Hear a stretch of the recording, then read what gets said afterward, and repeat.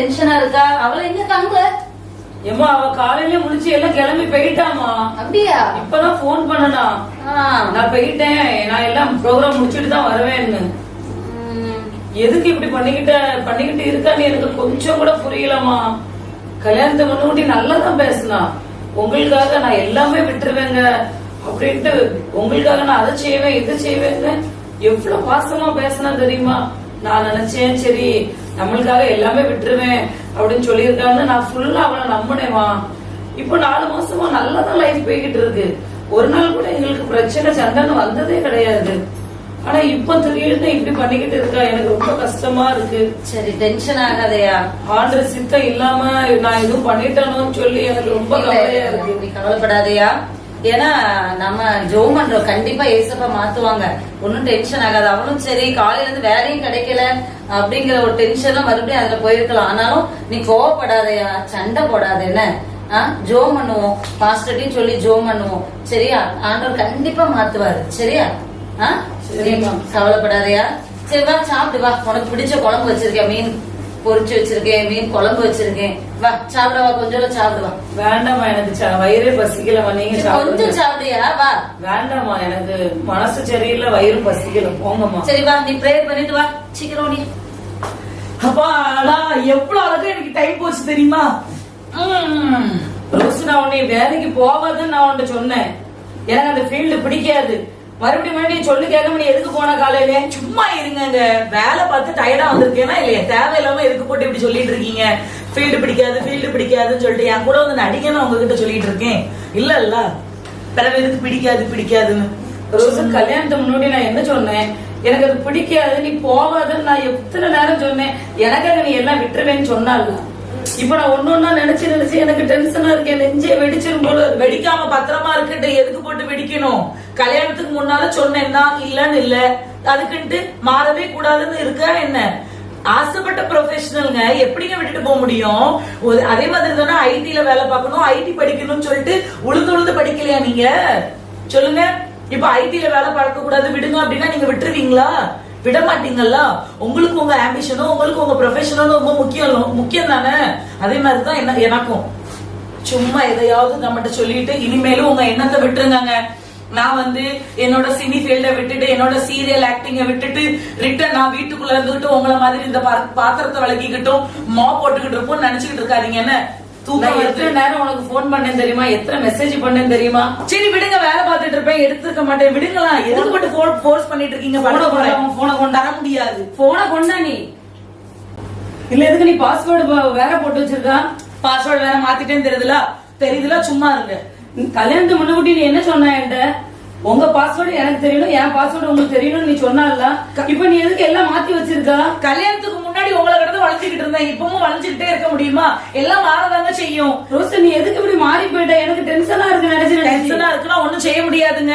இனிமேல் என் பர்மிஷன் இல்லாம என் போனை உங்க கையில இருந்து வாங்க முடியாது.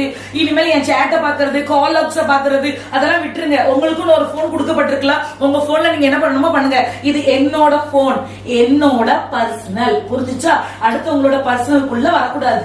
மேனர்ஸ் இல்ல. படுக்க போறேன், நான் டிஸ்டர்ப் பண்ணாதீங்க. இயேசுவே, நான் என்ன செய்வேன்? கல்யாணத்துக்கு முன்னாடி என்கிட்ட எப்படி எல்லாம் பேசினா, இப்ப எப்படி எல்லாம் ஆயிட்டா.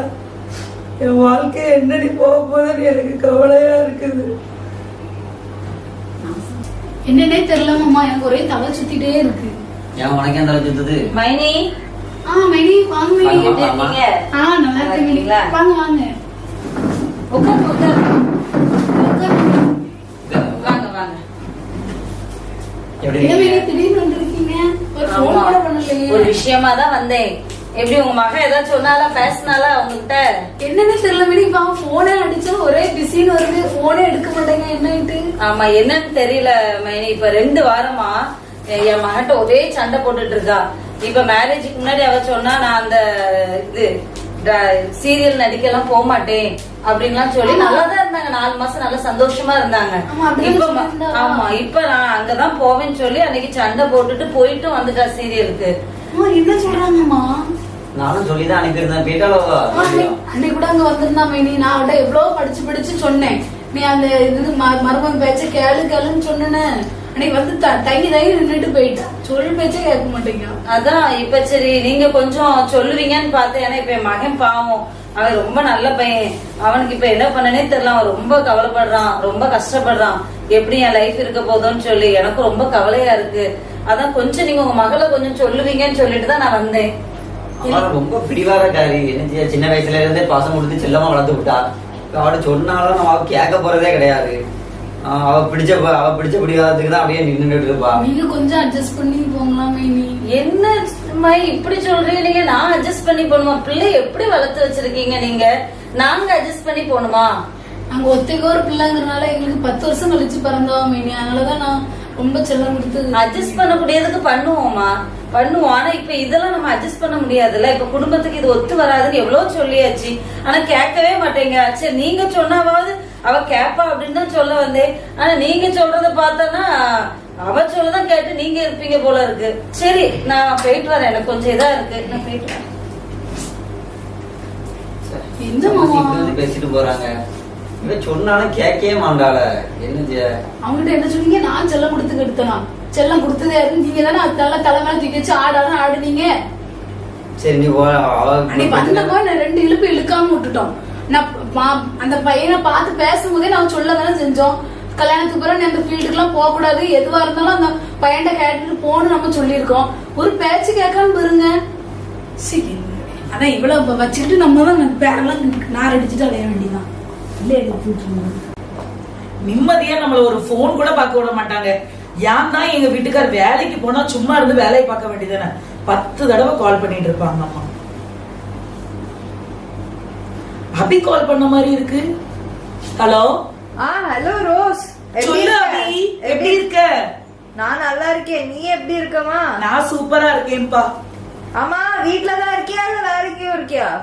வீட்லதான். இன்னைக்கு ஃபீல்டு இல்லல, அதனால வீட்லதான். சரி நில்லு, நான் உன்கிட்ட ஒண்ணு பேசணும்னு நினைச்சேன். நான் வீட்டுக்கு வரேன்னா எங்க போயிடாத. வீட் வா உடனே வா, சீக்கிரம் வா. ஓகே. இவ வேற வர்றா. என்ன சாப்பாடு பண்ணி வைக்கலாம்? சரி இருக்கத கொடுப்போம். அவளுக்கு போட்டு என்னத்த ஸ்பெஷலா பண்ண. வா அபி, எப்படி இருக்க? நல்லா இருக்கியா? நான் இருக்கிறதுலாம் இருக்கட்டும், நீ எப்படி இருக்க? சூப்பரா இருக்கு. இங்க உட்காரு. ட்ரெஸ் ரொம்ப கியூட்டா இருக்கு. சொல்லு. இப்பதான் அங்க பக்கத்துல அந்த தினகரன் பிரதர் கல்யாணத்துக்கு போயிட்டு வரேன். ஒரு வழியா கல்யாணத்தை முடிச்சிட்டாரா? பாவம், இந்த வயசான காலத்துல அவருக்கு பொண்ணு கிடைக்காதுன்னு நினைச்சேன். பரவாயில்ல, முடி கொட்டி கூட ஒரு அழகான பிள்ளை அவருக்கு கிடைச்சிருக்கு. நான் பார்த்தேன் ஸ்டேட்டஸ்ல நீ போட்டது. சரி அதெல்லாம் இருக்கட்டும். நான் நேத்து ஒரு ஸ்டேட்டஸ் பார்த்தேன்.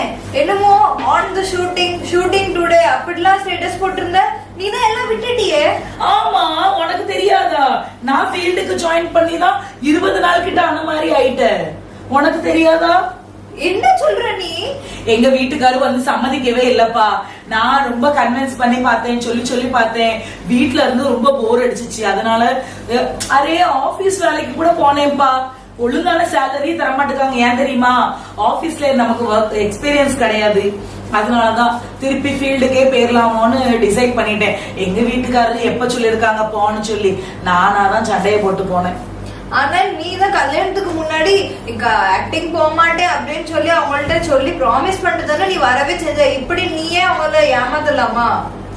ஷோ ஆண்டவரை, ஏதோ உறுதிமொழி எடுத்த மாதிரியும் அந்த உறுதிமொழிய என்னப்பா நீங்கெல்லாம் கல்யாணத்துக்கு முன்னால எல்லாரும் சொல்றதுதான். என்ன கொஞ்சம் அட்ஜஸ்ட் பண்ணிக்கிடுவோம், விட்டுருவோம் அப்படின்னு சொல்றதுதான். அதுக்காக அதுவே நான் ப்ராமிஸ் பண்ணி கொடுத்துட்டேன் இப்படியும் தான் சொன்னேன், ஒல்லி ஆயிருவேன் சீக்கிரத்துல அப்படின்ட்டு. அதை முடியவா செஞ்சிச்சு? இல்லல்ல, அதே மாதிரிதான் இதுவும். சும்மா இரு. அதுவும் இதுவும் ஒன்னா ரோஸ்?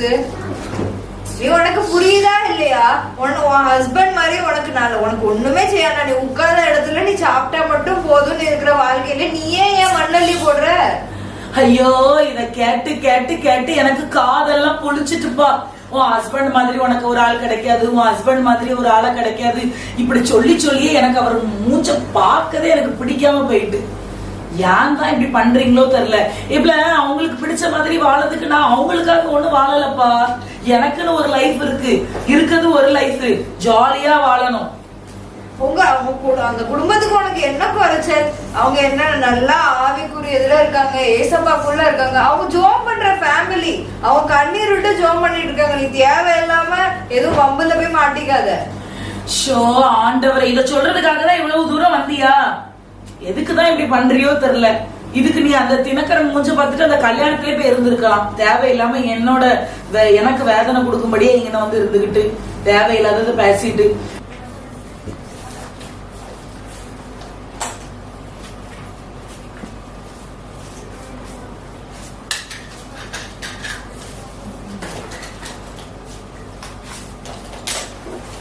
ரோஸு, சொல்லுங்க. முந்தி எல்லாம் போன் அடிச்ச உடனே எடுப்பா, இப்ப போன் எல்லாம் ஒரே பிஸிட்டு வருது. ஆர்டிஸ்ட்னா 4 பேர் கால் பண்றதுதான், பேசுறதுதான். எப்ப பார்த்தாலும் நீங்க போன் பண்ணுவீங்கன்னு சொல்லிட்டு என்ன நான் வெயிட் பண்ணிட்டேவா இருக்க முடியும்? ஆமா, இப்ப எதுக்கு மேக்கப் போட்டுக்கிட்டு இருக்கா?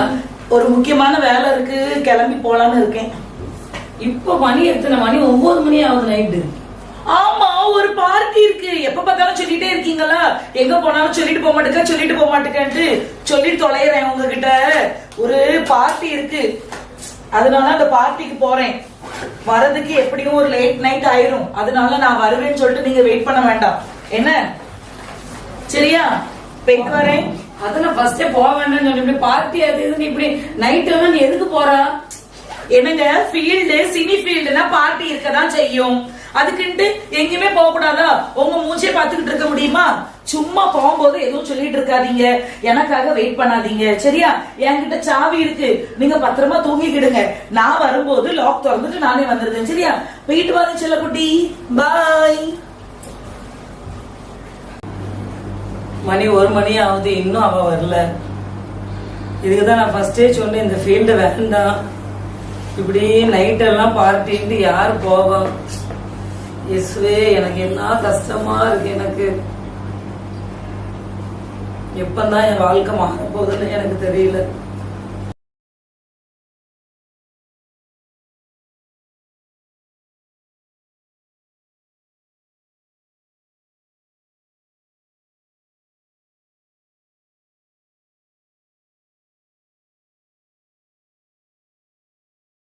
மணி 5:30 ஆயிட்டு, இன்னும் வரலையா? ஜாக், மை டியர் ஜாக், எப்படி இருக்கீங்க? நல்லா இருக்கீங்களா? இப்பதான் வாரியா நீ? செம்ம பார்ட்டி தெரியுமாங்க. நீங்க கூட்ட வர மாட்டீங்க, ஏன் தெரியுமா? ஏதோ எனக்கு இது பிடிக்காது, அது உனக்கு பிடிக்காதுன்னு செம்ம பார்ட்டி. ஆமா, ஒரு மாதிரி ஸ்மெல் வருது. எதுக்கு? அது சாஃப்ட் ட்ரிங்க், வேற ஒண்ணு இல்ல. சாப்பிட்டு ட்ரிங்கா? இதுக்குதான் நான் சொன்னேன் இந்த ஃபீல்டுக்கு நீ போவாதன்ட்டு. இப்ப குடிச்சிட்டு வந்து வீட்டுக்கு வந்து உட்காந்துருக்கியோ? கோபப்படாதீங்க, எதுக்கு டச் பண்ணி பேசுறீங்க? எனக்கு டச் பண்ணி பேசினா பிடிக்காது. கீழே உட்காருங்க, இந்த பாத்துக்கிடுங்க. எனக்கு உன்னெல்லாம் என்ன செய்யணும் எனக்கு தெரியல. கல்யாணத்துக்கு முன்னாடி நீ என்ன சொன்ன, இப்ப என்ன பண்ணிக்கிட்டு இருக்கா? Cool down. Cool down. BP வரும், எனக்கு தான் வருது பிபி. உன்னை கெட்டிருக்கா? எனக்கு தான் பிபி. எதுக்கு அடிக்கிற? கை வச்சு பேசாதடா, கீழே உட்காரு. இனிமேல் என் மூஞ்சில முடியாது. என்ன உன்னை வச்சுக்கிட்டு எனக்கு என்ன செய்யணும் தெரியல. எனக்கு தேடி வா, உன்னை பாத்துக்கிடுதேன்.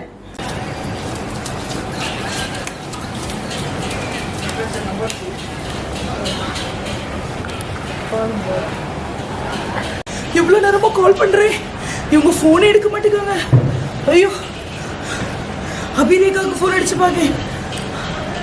ஹலோ ஹலோ ரோஸ், என்னாச்சு? இவ்வளவு லேட்டா கால் பண்ணிருக்க? ஐயோ அபிரேகா, ஒரு பெரிய சீரியஸான மேட்டர் நடந்துட்டு எனக்கு ரொம்ப பயமா இருக்கு. அபிரேகா, என்னாச்சு? நான் இப்போ எங்க இருக்கேன்? உன் வீட்டுக்கு பக்கத்துல இருக்க விங்க் லாட்ஜ் கிட்ட தான் இருக்கேன். தயவு செய்து வாங்க கொஞ்சம். இல்ல பதட்டப்படாத, நான் வாரேன். சீக்கிரமா ப்ளீஸ். என்னோட நிலைமை நீ புரிஞ்சுக்கோ. சீக்கிரமா, உடனே வா. நீ பயப்படாத, நான் வாரேன். நான் பக்கத்துல அந்த ஒரு சரி, வாரேன். சீக்கிரம் வா. எவ்வளவு நேரமா அவங்களுக்கு போன் பண்ணிட்டு இருக்கேன், எடுக்கவே மாட்டேங்காங்க. என்னங்க, கால் அட்டன் பண்ணுங்க. அம்மா,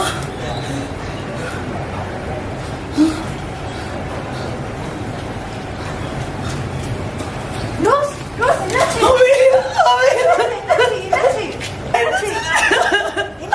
ஒண்ணும் இல்ல, நான் இருக்கேன்ல. ஒண்ணும் பதட்டப்படாத, உட்கார்.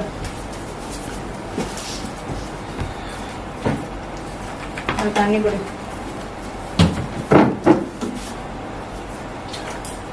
சரி என்னதான் ஆச்சு இப்போவாவது சொல்றியா இல்லையா?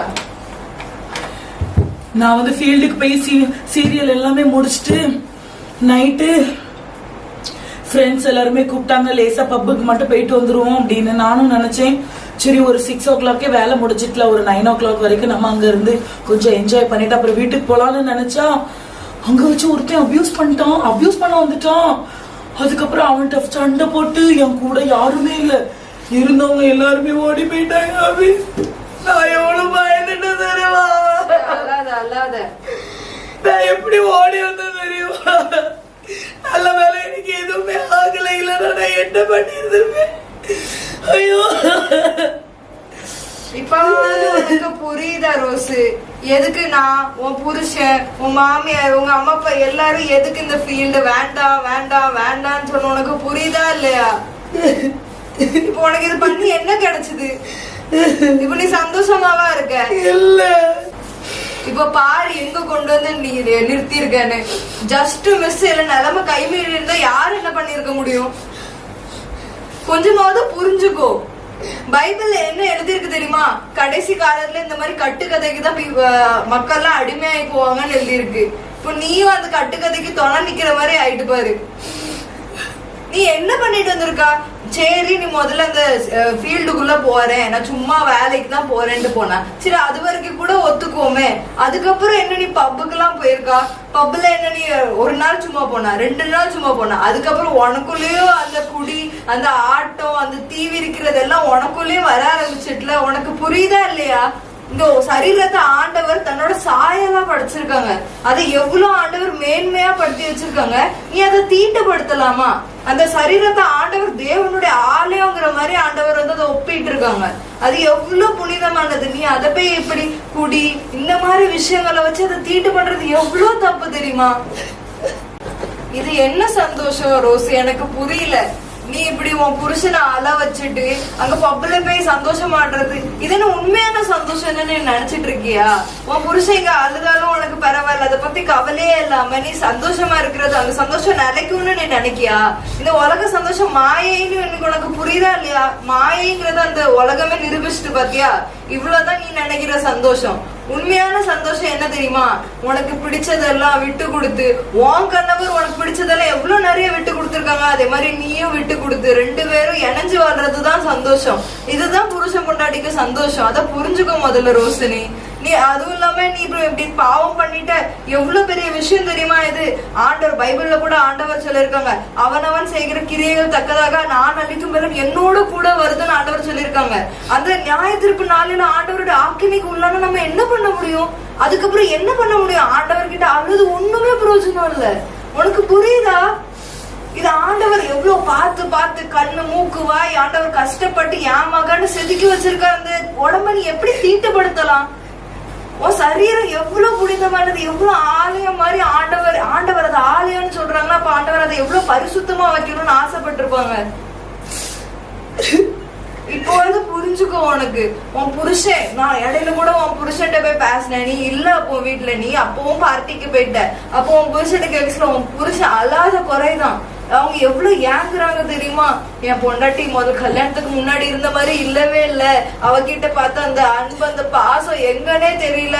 அவ வேலை நான் தப்புன்னு சொல்லி அவளுக்கு புரியவே மாட்டேக்கு. அவ பிடிச்சதுதான் அவளுக்கு இதுதான்னு சொல்லி இருக்கா. எனக்கு ரொம்ப கஷ்டமா இருக்கு, அவ எப்படியா மன திரும்ப வந்துட்டா போதும் அப்படிங்கிற அளவுக்கு அவங்க டெய்லி அழுது பிரேயர் பண்றாங்க. உன் மாமியாரும் நான் சர்ச்சில் பார்க்கதானே சரி, அழுது பிரேயர் பண்றாங்க. உனக்கு புரியுதா இல்லையா? இவ்வளவு பேர் உனக்காக பிரேயர் பண்றாங்க, நீ மனம் திரும்ப மாட்டேன்னு இப்படி பிடிவாத பிடிச்சிட்டு இருக்குல்ல, ஒரு பிரயோஜனம் இல்ல ரோஸ். இப்போ பாரு உனக்கு எங்க வரைக்கும் வந்து நீ கொண்டு வந்திருக்க, இத பாரு. எல்லாமே நான் தப்பு பண்ணிட்டேன், நான் தப்பு பண்ணிட்டேன். இந்த உலகத்துல எல்லாருக்குமே இப்படி ஒரு ஹஸ்பண்ட் கிடைக்காதுதான். ஆனா என் ஹஸ்பண்டோட வேல்யூ தெரியாம நான் நடந்துகிட்டேன். அபி நான் தப்பு பண்ணிட்டேன். என்ன மன்னிச்சிரு அபி. இனிமேல் எனக்கு இந்த ஃபீல்டு வேண்டாம், எனக்கு எதுவுமே வேண்டாம், இந்த மண்ணாங்கட்டியும் வேண்டாம். எங்க அத்தை கூட இருந்து நான் நல்லபடியா ஜோம் பண்றேன் அபி. இசமா என்ன மன்னிச்சிருங்க இசமா. நான் இப்ப கண்டிப்பா என் புருஷன் வீட்டுக்கு போனா அவங்க என்ன எக்ஸப்ட் பண்ண மாட்டாங்க அபி. அதனால நீ எங்க அம்மா வீட்டுக்கு என்ன கூட்டிட்டு போ. எப்படியாவது எங்க அம்மா பேசி என் புருஷன் கூட சேர்த்து வச்சிருவாங்க அபி. இந்த ஒரு ஹெல்ப் மட்டும் பண்ணு அபி. சரி சரி அல்லாத வா போலாம் வா.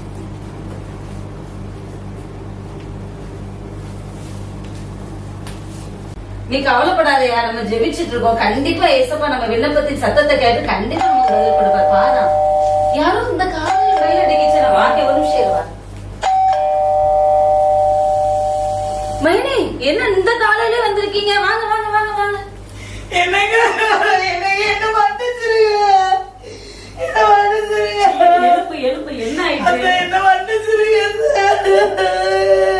உட்காருமா உட்காரு. என்ன ஆயிட்டு? நேத்து இவ அப்படிதான் எங்க வீட்டுக்கு இவ்வளவுதான் கூட்டு வந்தா. நீங்களே கிளம்புங்க 1 மணி ஆகட்ட. என்னங்க என்ன மன்னிச்சிருக்கீங்க. நான் தான் பெரிய பாவி. உங்க பேச்சு எதுவுமே கேட்காம நான் சினி ஃபீல்டுக்கு போறேன், அங்க போறேன், இங்க போறேன்னு சொல்லி, பப்புக்கு போறேன், அங்க போறேன்னு சொல்லி ஒரு என்னைய துரத்தி ஓடி வந்தாங்க. என்னைய அபியூஸ் பண்ணும்படியா நான் எப்படி தப்பிச்சு ஓடி வந்தது தெரியுமா? என்ன மன்னிச்சிருக்கீங்க.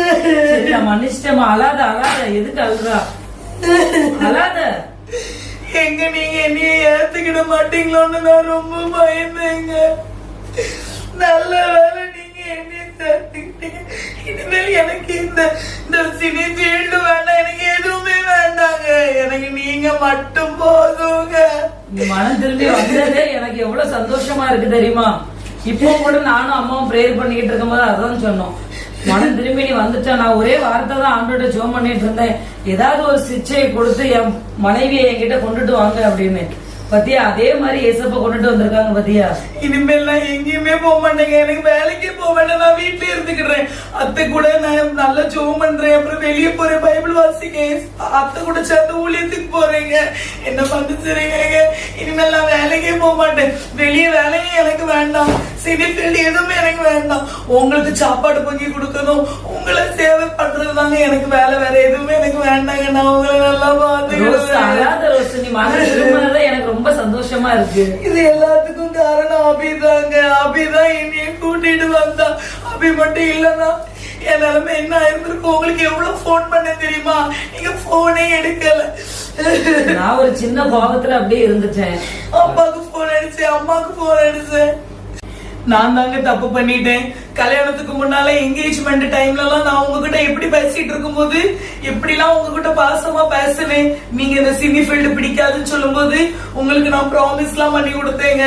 என்ன மன்னிச்சிருங்க. நான் தான் அதை உடைச்சிட்டேன். உங்களுக்கு கொடுத்த வாக்க நான் தான் உடைச்சேன். ஆனா நீங்க பேசும்போது சொன்னீங்க, நான் உன்னைய நல்லா பாத்துக்கிடுவேன், உன்னைய நான் சந்தோஷமா வச்சுக்கிடுவேன். ஆனா உங்க ப்ராமிஸ நீங்க உடைக்கல. என் ப்ராமிஸ் தாங்க நான் உடைச்சேன். கல்யாணத்துக்கு முன்னால ஒரு மாதிரி பேசுறேன், கல்யாணத்துக்கு அப்புறம் ஒரு மாதிரி என் நடவடிக்கை மாறிட்டுங்க. என்ன மன்னிச்சுக்கிடுங்க, என்ன மன்னிச்சிருங்க. அங்க இருந்து என்னை அபி கூட்டிட்டு வந்து ஏசபாக்குள்ள வசனத்தை எல்லாமே அவதான் சொன்னான். ஒரு நாளும் நான் பைபிள் வாசிச்சது கிடையாது, ஒரு நாளும் நான் ஜெபம் பண்ணது கிடையாது, ஒரு நாள் கூட நான் இப்படி பண்ணது கிடையாது. ஆனா எல்லாமே ஏசபாக்குள்ள வசனத்தை சொல்ல எனக்கு எவ்வளவு ஒரு பயம் உண்டாச்சு தெரியுமா? அதுக்கு மேல என்ன தெரியுமாங்க, அவ சொன்ன ஒரு வசனம் எப்படி தெரியுமா? அவன் செய்கைக்கு தக்க பலன் என்னோடு கூட வருகிறதுன்னு சொன்னான். அப்போ நான் போன்ல மறைச்சி பாஸ்வேர்டை மாத்தி என்னென்னமோ நான் பண்ற எல்லா காரியமே ஏசப்பா பார்த்துட்டு தான் இருக்காங்க. ஆனா நான் வந்து நினைச்சேன் அதை பாஸ்வேர்டு போட்டு உங்ககிட்ட மறைச்சிடலாம் அப்படின்னு. அப்படி கிடையாது, ஏசப்பா பார்த்துட்டு தாங்க இருக்காங்க. இன்னைக்கு நான் சொல்றேன், உங்களுக்கும் எனக்கும் நடுவுல எந்த ஒரு ஒளிவு மறைவுமே இருக்காதுங்க. இன்னைக்கு என் போன் உங்ககிட்ட கையில தாங்க இருக்கும். என் போன் நீங்க தாங்க ஆப்ரேட் பண்ண. நான் இனிமேல் பாஸ்வேர்டு போட மாட்டேங்க. என்ன மன்னிச்சிருக்காங்க ரோஸ். நான் இததான் எதிர்பார்த்தேன் ரோஸ். இப்ப மாதிரி உங்களுக்கு புத்தி வந்துச்ச. நாங்க ஏஸ்பாவுக்கு தான் ரொம்ப நன்றி சொல்லணும். நாங்க சின்ன வயசுல இருந்து எத்தனை நேரம் எடுத்து சொல்லிருப்போம். கொஞ்சமாவது காது கொடுத்து கேட்டாளா? நீங்க 2 பேரும் என்ன மன்னிச்சுக்கங்க. சின்ன வயசுல இருந்து அவளுக்கு இவ்வளவு பாசம் கொடுத்து ரொம்ப செல்லம் கொடுத்து வளர்த்துட்டோம். அதனாலதான் அவள் பிடிவாதத்தை உடவே பண்ணாட்டா. அதனால நீங்களும் தயவுசெய்து அவள் செஞ்ச தப்புகளை எங்களை மன்னிச்சுக்கங்க. ஒழுங்கா வளர்த்துருக்கணும் அவளை. ஆமா, பரம்பை கையாளாதவன் தன் மகனை பகைக்கிறன்னு சொல்லியிருக்காங்க ஏசுப்பா. ஆனா நாங்க இவளை அடிச்சே வளர்க்கல. இவ கேக்குற எல்லாத்தையுமே இவ இஷ்டத்துக்கே நாங்க விட்டு விட்டுதான் இன்னைக்கு இந்த நிலைமைக்கு எல்லாத்தையுமே முழுக்க முழுக்க காரணம் நாங்க தான். எங்களோட வளர்ப்புனாலதான் இப்படி வந்து நிற்கு. மன்னிச்சுக்கிடுங்கம்மா, எப்பா என்ன மன்னிச்சுக்கிடுங்கப்பா. இப்ப மாதிரி திருந்தனி அம்மா, உனக்கு அழகான கணவன். அதுதான் பெரிய காரியம். இப்ப மாதிரி திருந்திட்டா. ஆனாலும் அபி உன்னாலதான் என் மனைவி திருந்தினது. உனக்குதான் நன்றி சொல்லணும். தேங்க்ஸ் அபி, நீதான் ஏசப்பாக்குள்ள வசனத்தெல்லாம் சொல்லி இந்த அளவுக்கு எனக்கு என்னைய மாத்துறதுக்கு காரணமே நீதான் அபி. இது எதுவுமே என்னால உண்டாதல, எல்லாமே ஏசப்பாவோட கிரியை, ஆண்டவருடைய கருணை தான். இந்த வீட்டுக்கு இன்னைக்கு ரட்சிப்பு வந்திருக்குன்னா அதுக்கு ஒரே காரணம் அவர் மட்டும் தான். நம்ம எல்லாம் யாருக்காவது நன்றி சொல்லணும்னா அது அவருக்கே சொல்லுவோம். ஆண்டவராகிய இயேசு கிறிஸ்துவின் நாமத்தினாலே உங்களுக்கு அன்பின் வாழ்த்துக்கள். இந்த நாளில் மறுபடியும் ஒரு குறும்படத்தின் மூலமாக உங்களை சந்திப்பதில் மிக்க மகிழ்ச்சி அடைகிறேன். கணவன் மனைவி என்கிற தலைப்பில் பாகம் 1 வெளியிட்டிருக்கிறோம். ஆயிரக்கணக்கான ஜனங்கள் நீங்கள் அதை பார்த்து நீங்கள் அனுப்பின ஒவ்வொரு கமெண்ட்களுக்காக நான் ஆண்டவரை நன்றியோடு துதிக்கிறேன், ஸ்தோத்தரிக்கிறேன். பாகம் 2 வெளியிட கர்த்தர் உதவி செய்வதற்காக கர்த்தருக்கு ஸ்தோத்திரம். இந்த சேனலை நீங்கள் இது வரைக்கும் சப்ஸ்கிரைப் பண்ணலை அப்படின்னா நீங்கள் சப்ஸ்கிரைப் பண்ணிக்கொள்ளுங்க. இன்னும் தொடர்ந்து எங்களுக்காக ஜெபித்துக் கொள்ளுங்கள், நாங்கள் உங்களுக்காக ஜெபிக்கிறோம். கணவன் மனைவி இந்த காரியத்தை நீங்கள் பார்க்கும் பொழுது டெக்னாலஜி பெருக பெருக நாட்கள் போக போக வசனம் சொல்லுகிறபடி நாட்கள் பொல்லாதவைகளாய் இருக்கிறபடியால் காலத்தை பிரயோஜனப்படுத்திக் கொள்ளுங்கள். நாட்கள் பொல்லாதவைகள், கடைசி காலங்கள் கொடிய காலங்கள் என்று சொல்லி வேதத்தில் எழுதியிருக்கிறபடி இன்றைக்கு கடைசி காலகட்டத்தில் வாழ்ந்து கொண்டிருக்கிற இந்த தலைமுறைகளில் கணவன் மனைவிகளுக்கு இடையிலே நிறைய பிரச்சனைகள் வருகிறதை பார்க்கிறோம். நிறைய இடங்களில், நிறைய செய்திகளில் கணவனும் மனைவியும் சீக்கிரத்தில் பிரிந்து விடுகிறார்கள். இருவரும் விவாகரத்து பண்ணி கொள்ளுகிறார்கள். இல்லை என்றால் கணவனும் மனைவியும் ஒருவருக்கொருவர் விட்டு கொடுக்காமல் வாழ்கிறதுனால அநேக குடும்பத்தில் சமாதானமின்றி அநேக குடும்பத்தில் சந்தோஷம், மகிழ்ச்சி இல்லாமல் ஒவ்வொரு நாளும் வேதனையோடு வருத்தத்தோடு வாழுகிறார்கள். அது மாத்திரமல்ல, நிறைய குடும்பங்களில் பிரியமானவர்களை, நிறைய குடும்பங்களில், அநேக குடும்பங்களில் மனைவி புருஷனுக்கு கீழ்ப்படியாமல் நிறைய தவறுகளை பண்ணுகிறாள். கணவனும் நிறைய இடங்களில் மனைவிக்கு பிரியமில்லாத அநேக காரியங்களை செய்கிறபடியினால்தான் ஒருவருக்கொருவர் சண்டைகளும் குழப்பங்களும் பிரச்சனைகளும் ஏற்படுகிறது. குடும்பத்தில் வீட்டுக்குள்ளே நடக்கிற அந்த பிரச்சனை வெளியே என்று நிறைய காரியங்களில் அது மிகவும் என்ன பண்ணுறது, வேதனைக்குள்ளான காரியங்களை உண்டு பண்ணி விடுகிறது. தேவ பிள்ளைகளே, இந்த சம்பவத்தை நீங்கள் பார்க்கும் பொழுது வேதவசனம் அழகாக சொல்லுகிறது. 1 கொரிந்தியர் 7:3 புருஷன் தன் மனைவிக்கு செய்ய வேண்டிய கடமையை செய்ய கடவன், அப்படியே மனைவியும் தன் புருஷனுக்கு செய்ய கடவள். இந்த நாடகத்தை நீங்கள் பார்த்தீங்க அப்படின்னா பாருங்கள், பார்ட் 1 நீங்கள் பார்க்கும்போது திருமணம் 2 நிச்சயிக்கப்படுகிறார்கள். லவ் மேரேஜ் இல்லை, அரேஞ்ச் மேரேஜ் தான். 2 பேரும் பார்க்குறாங்க, 2 பேரும் ஃபோனில் பேசுகிறாங்க, ஒருவருக்கு ஒருவர் அன்பை பரிமாறிக்கொள்ளுகிறார்கள், அநேக காரியங்களை ஷேர் பண்ணுறாங்க, ஓப்பனாக நிறைய காரியங்களை பேசுகிறாங்க. இருவரும் என்ன சொல்கிறாங்க அப்படின்னா, நாங்கள் எனக்கு இதெல்லாம் பிடிக்காது அப்படின்னு சொல்லி கணவன் சொல்லும் பொழுது மனைவி சொல்லுகிறாள், சரி ஓகே, கண்டிப்பாக நான் அதை ஆஃப்டர் மேரேஜ் நான் அதை பண்ண மாட்டேங்க அப்படின்னு சொல்லி உறுதி கொடுக்கிறாள், ப்ராமிஸ் பண்ணுகிறாள். அதே போல் மனைவியும் சில காரியங்களை கணவனிடத்தில் எதிர்பார்க்கும் பொழுது கணவன் சொல்லுகிறான், ஓகே, உனக்கு பிரியமாக நான் நடப்பேன், நான் அந்த தவறான காரியங்களை செய்ய மாட்டேன் என்று சொல்லி கணவனும் என்ன பண்ணுகிறார், ப்ராமிஸ் பண்ணுகிறார். இதில் பாருங்கள், கல்யாணம் முடிகிறது, எல்லாம் திருமணம் முடிஞ்சு நாட்கள் கடந்து போகிறது. இந்த மனைவியானவள் வீட்டில் இருந்து என்ன பண்ணுறா, அவளுக்கு நேரம் போகலன்னு சொல்லி என்ன பண்ணுறாங்க அப்படின்னா தவறான வழிகளுக்கு நிறைய போகிறாங்க. அப்படின்னா தவறான வழி என்று சொல்லுகிறேன் என்றால், புருஷன் அந்த இடத்துல நீ வேலைக்கு போகவே கூடாது என்று சொல்லவில்லை. எனக்கு பிடிக்காத அந்த காரியம் வேண்டாம், இது வேதத்தில் தேவனுக்கு பிரியமில்லாத ஒரு காரியம், இது நீ பண்ணுற காரியம் அநேகருக்கு ஆசீர்வாதமாக இருக்கணும், அவங்க வாழ்க்கையில் நன்மை கொண்டு வருகிறதா இருக்கணும், அந்த காரியம்னா ஓகே. அதனால் பாருங்கள், இப்போ பாருங்கள், இந்த சினி ஃபீல்டு, சீரியல் ஃபீல்டெலாம் நீங்கள் பார்க்கும்போது இதில் வந்து நிறைய பேர் ப்ரொஃபஷ்னலாக பண்ணுறாங்க, வேலைக்காக போகிறாங்க, சம்பாதிக்கிறாங்க, இட்ஸ் ஓகே. ஆனால் பாருங்கள், அவங்களை குறித்து நம்ம தவறாக இப்போ எதுவும் சொல்லவில்லை. ஆனால் கிறிஸ்தவர்களுக்கென்று ஒரு செய்தியை நான் சொல்ல விரும்புகிறேன். கிறிஸ்தவர்களுக்கென்று வேதத்திலிருந்து சில வசனங்களை நான் சொல்ல விரும்புகிறேன். தேவ பிள்ளைகளை, நீங்கள் பண்ணுகிற அந்த காரியத்தை லட்சக்கணக்கான கோடிக்கணக்கான ஜனங்கள் பார்க்கிறார்கள். உங்களிடத்திலிருந்து அவர்கள் நல்லதை கற்றுக்கொள்ள வேண்டும், தீமையானதை கற்றுக்கொள்ளக்கூடாது. அதுதான் கர்த்தர் விரும்புகிற காரியம். ஆண்டோட வசனம் சொல்லுகிறது, உங்கள் வெளிச்சம் உங்களுக்கு முன்னால் இருக்கிற ஜனங்களுக்கு முன்பதாய் பிரகாசிக்க வேண்டும். வெளிச்சம் என்பது நம் நடக்கிற நடத்தைகள், நம்முடைய கிரியைகளை குறிக்கிறது. நாம் எப்படி வாழுகிறோம் என்பதை ஆயிரக்கணக்கான லட்சக்கணக்கான ஜனங்கள் உங்களை ஃபாலோ பண்ணுறாங்க. அதை ஃபாலோ பண்ணி நீங்கள் தவறு செய்கிறத போல அவங்களும் தவறு செய்வதற்கு நிறைய வாய்ப்புகள் இருக்கிறது. தெய்வ பிள்ளைகளை, இரண்டாவதாக கடைசி நாட்களில் மனுஷர் ஒவ்வொருத்தரும் கட்டுக்கதைகளுக்கு செவி கொடுக்கும் நாட்கள் வரும் என்று சொல்லுகிறது. கட்டுக்கதைகளுக்கு செவி கொடுப்போம்னா பாருங்க, இன்னைக்கு இப்படிப்பட்ட கட்டுக்கதைகள், கற்பனையான நிறைய கதைகளை உருவாக்கி அதன் மூலமாய் நேரத்தை பிசாசு நம்ம திருடி தேவனை தேட முடியாதபடிக்கு நிறைய அல்லேலூயா வீட்டுக்குள்ளேயே அவன் என்ன பண்ணுறான் அப்படின்னா அரெஸ்ட் பண்ணி வச்சிருக்கிறான். மணிக்கணக்காய் சீரியலை பார்க்குறாங்க, மணிக்கணக்காய் சினிமாவை பார்க்குறாங்க. ஆனால் கர்த்தரை தேடுவதற்கு நேரம் இல்லை, ஆலயத்தை போவதற்கு நேரம் இல்லை. இப்படி பலவிதமான தவறுகள் அதன் மூலமாக உண்டாகிறது. தேவ பிள்ளைகளை, வேதவசனம் சொல்லுகிறது, மனைவி தன் புருஷனுக்கு செய்ய வேண்டிய கடமைகளை செய்யணும். இப்போ ஹஸ்பண்ட் வந்து வேலைக்கு போகக்கூடாது என்று சொல்லவே இல்லை, அதை புரிந்து கொள்ள வேண்டும். இந்த வேலை உனக்கு வேண்டாம், இந்த ஜாப் வேண்டாம், அதுவும் திருமணத்திற்கு முன்பதாக நான் உன்னோடு பேசும்போது நீ எனக்கு கொடுத்த ப்ராமிஸ் அதை உடைக்கக்கூடாது. இதுதான் பிரியமானவர்களே. அழகாய் போய் கொண்டிருந்த குடும்பத்தில் எப்போ சண்டை வருகிறது, புருஷனுக்கு பிரியமில்லாத காரியத்தை என்னைக்கு மனைவி செய்ய ஆரம்பிக்கிறாளோ அன்றிலிருந்து அந்த வீட்டுக்குள்ள சமாதான இழப்பு உண்டாகிறது.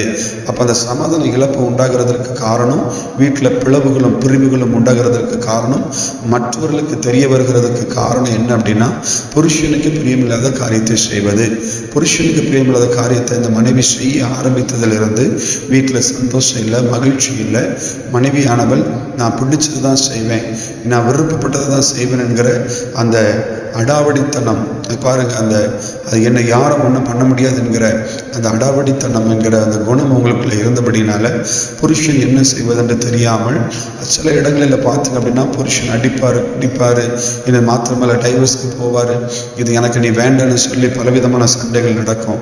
ஆனால் அருமையான ஒரு நல்ல ஒரு கணவனுக்குரிய ஒரு குணத்தை அருமையான அந்த நாடகத்தை நீங்கள் பார்த்துருப்பீங்க. தெய்வ பிள்ளைகளை, எந்த தான் பிரச்சனை வந்தாலும், எத்தனை பாடுகள் வந்தாலும் மனைவி உங்கள் வார்த்தைகளை செவி கொடுக்கவில்லை என்றாலும் வேத வசனத்தின்படி நாம் ஜெபிக்கும் பொழுது, கண்ணீரோடு பாரத்தோடு நாம் தேவ சமூகத்தில் அர்ப்பணித்து ஜெபிக்கும் பொழுது கர்த்தர் என்ன பண்ணுவார் அப்படின்னா ஒரு சிக்ஷையை கொடுத்தோ இல்லை என்றால் கர்த்தர் என்ன பண்ணுவார், ஏதாவது ஒரு காரியத்தின் மூலமாக ஒரு ரட்சிப்பை கொண்டு வருவார். நிச்சயமாகவே ஜெபம் வீண் போகாது.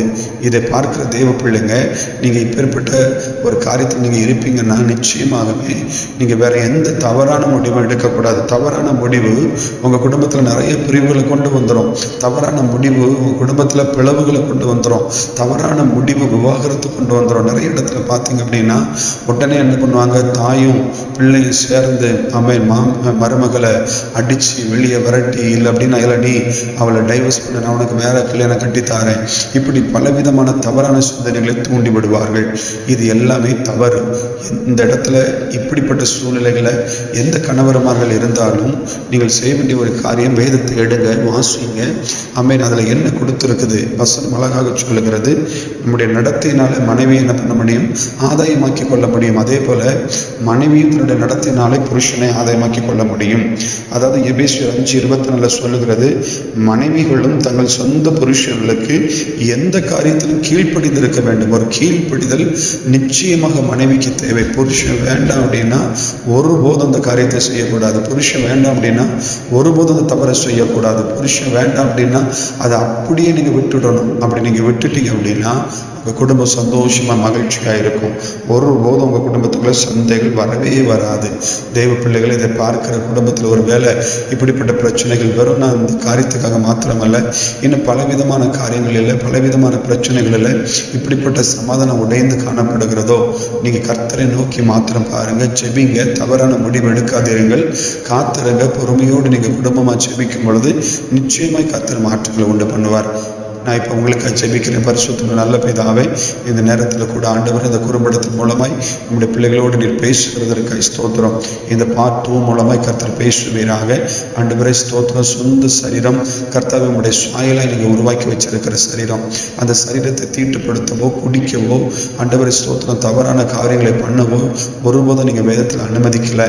தேவனுக்கு பிரியமானதை செய்வதற்கு தான் புருஷனையும் மனைவி நீங்கள் உண்டாக்கி வச்சிருக்கிறீங்க. கர்த்தாவே ஸ்தோத்திரம். இந்த பிள்ளைகளுடைய வாழ்க்கையில ஆண்டவரே ஸ்தோத்திரம், இதை பார்க்கிற ஒவ்வொருடைய குடும்பத்துல இப்படிப்பட்ட பிரச்சனைகள் கணவன் மனைவிகளுக்கு இடையில இருக்கும் என்றால் கர்த்தரை ஒருவருக்கு ஒரு விட்டு கொடுத்து வாழ என் கர்த்தர் அவர்களுக்கு உதவி செய்வீராக. அவர் உள்ளத்துல பேசுவீராக, அவர்கள் உள்ளத்துல இடைபடுவீராக.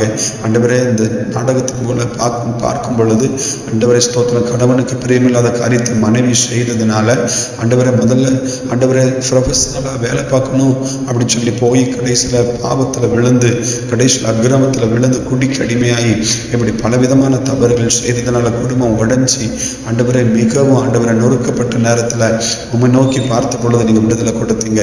அதே போல் ஆண்டவரை ஸ்தோத்திரம், இதை பார்க்கிற ஒவ்வொரு பிள்ளைகளும் ஒருவேளை மனைவிகள் ஆண்டவரை என் கணவன் இப்படி இருக்கிறாரே, என் கணவன் இப்படி செய்கிறாரே என்று சொல்லி ஒருவேளை கவலைப்படுகிறார்களோ, அவர்களுடைய ஆண்டவரை உள்ளத்தில் கர்த்தர் இப்பொழுதே கிரியை செய்யும். இவர்களுக்குள்ள பிரிவு வரக்கூடாது. இவர்களை இணைப்பீராக. கர்த்தர் இணைத்ததை மனுஷன் பிரியாதற்கு கடவுள். உலக காரியங்கள் பறிக்கக்கூடாது. தேவன் மறுபடியும் இவர்களை இணைக்கும்படியாக ஜெபிக்கிறேன். கர்த்தருடைய கரம் இந்த பிள்ளைகளோடு இருக்கட்டும். ஆண்டவரை பாரத்தோடு கண்ணீரோடு குடும்பத்தில் ஜெபித்து கொண்டிருக்கிற ஒவ்வொரு பிள்ளைகளுக்கும், அது கணவனானாலும் மனைவி ஆனாலும் ஜெபிக்கிற ஒவ்வொருடைய கர்த்தர் நீங்க இறங்கி கிரியைகளை செய்வீராக. ரட்சிக்கப்படாத புருஷன் ரட்சிக்கப்படட்டும், ரட்சிக்கப்படாத மனைவி ரட்சிக்கப்படட்டும். ஒருவருக்கு ஒரு விட்டு கொடுத்து ஆண்டவரை ஸ்தோத்திரம் எந்த காரியத்திலும் ஒளிவு முறைவு இல்லாதபடி அவர்கள் பரிசுத்தமாய் வாழ, தேவனுக்கு பிரியமாய் வாழ கர்த்தரின் கிருபை கொடுப்பீராக. இதை பார்க்கிற ஜனங்களை ஆசீர்வதியும். தொடர்ந்து ஆண்டவரை அநேகருக்கு பிரயோஜனமாக இருக்க உதவி செய்யும். இயேசு கிறிஸ்துவின் மூலம் ஜெபிக்கிறவங்க ஜீவன் நல்ல பிதாவே. ஆமென், ஆமென். God bless you. கர்த்தர் உங்களை ஆசீர்வதிப்பாராக.